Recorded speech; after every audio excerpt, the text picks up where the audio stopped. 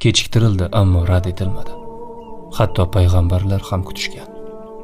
Yusuf alayhissalom quduqda, Ibrohim alayhissalom olovda, Ayub alayhissalom shifo topishni, Yunus alayhissalom kitda kutdilar.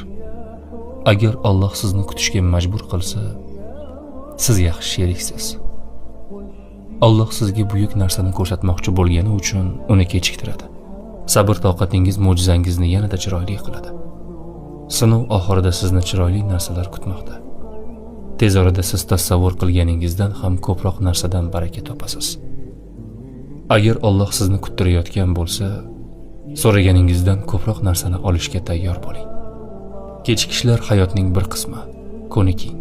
Hamma narsa sizning rejangiz bo'yicha ketmaydi. Qachonki Alloh kechiktirsa, unda xayr bor. Siz buni hozir ko'ra olmasligingiz mumkin, lekin Alloh sizni nega kuttirganini ko'rsatadi. Shunday ekan, sabr qiling. Chunki tez orada go'zal ne'matlarni ko'rasiz.